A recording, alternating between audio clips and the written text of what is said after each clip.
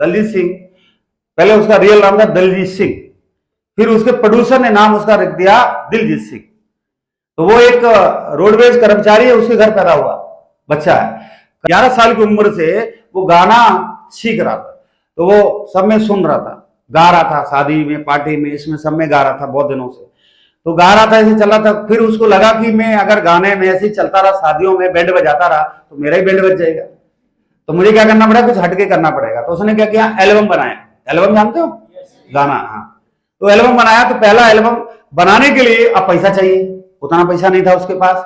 अपना पेट पालने के लिए वो गाना गाता था। उसके गरीबी उसके परिवार में, खानदान में इतनी थी कि बचपन में जब बच्चे छुट्टियां मनाते थे, त्योहारों में खेलते थे, तब वो शादी में, कहीं ना कहीं फंक्शन में गाना गाने जाना पड़ता था, मजबूरी में पेट को पालने के लिए। वो 11 साल की उम्र से ही वो जिम्मेदारी बड़ा बड़ा काम कर रहा था। फिर वो प्रोड्यूसर से मिला, एक बंदा मिल गया, इन्वेस्टर, कि उसने पैसा लगा दिया और एल्बम बन गया। पहला एल्बम बनाया, फ्लॉप हो गया। फिर दूसरा बनाया, फ्लॉप हो गया। तीसरा बनाया, तब जाकर के उसका एल्बम वो चला। तो उसमें ऐसा कोई खिलाफत हो गई। जब वो एल्बम बना रहा था, किसी ने शिकायत कर दिया, ये क्या करता है, बोला वो लड़कियों को बुलाता है और लड़कियों को दारू पिलाता है, गांजा पिलाता है, चरस पिलाता है। तो पूरा सिख समाज उसके खिलाफ हो गया और घर के सामने आके तख्ती वक्ती लेके हुआ हल्ला करने लगा, उपद्रव कर दिया, मारने पे तुले थे बाहर गेट के सामने।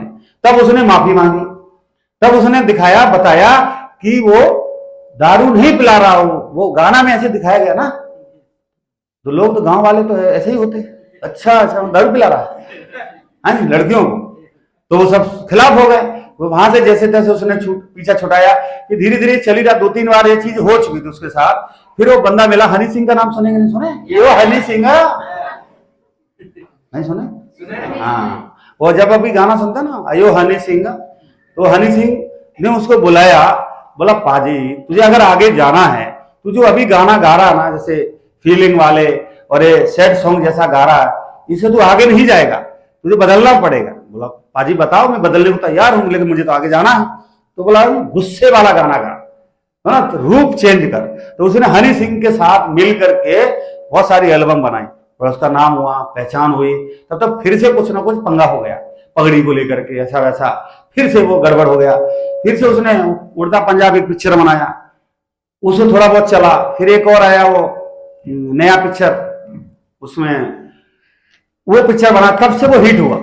अभी प्रेजेंट में अगर देखो, जो अपना लखनऊ के अंदर, जिसमें योगी जी ने शपथ लिया था, 50,000 लोगों का 2 बार शो कर चुका। 1 मिनट के अंदर सीटें हैं, वो पूरी टिकट बिक जाती, उसकी सोल्ड आउट हो जाता है 1 मिनट में।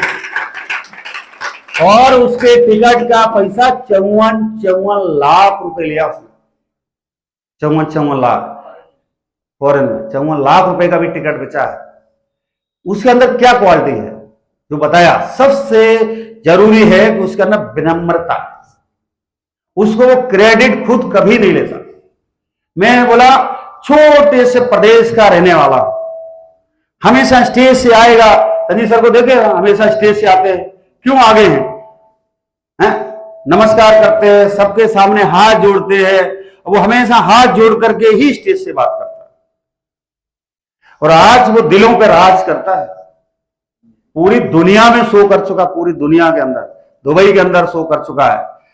और हमेशा बोलता है कहां कौन आ गए, पंजाबी आ गए, पंजाबी आ गए। लोग पूछते हैं तू ये क्यों नहीं बोलता, विदेश में जाके बोला इंडियन आ गए, पंजाबी क्यों बोलता है? इसमें भी लोग कोई ना कोई नेगेटिविटी ढूंढते। वो बोलता है मैं छोटे से राज्य का रहने वाला हूं, छोटा सा राज्य है पंजाब, और देश है इतना बड़ा, तो मैं कैसे उसको प्रेजेंट कर सकता हूं, मैं तो छोटा सा आदमी हूं, छोटा सा सिंगर हूं, छोटा सा गायक हूं।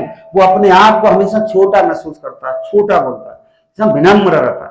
दूसरा, कभी भी क्रेडिट खुद को नहीं लेता कि मैं अपनी वजह से सफल हुआ। क्रेडिट किसको देता है? जनता को क्रेडिट देता है। बात समझ में आ गई?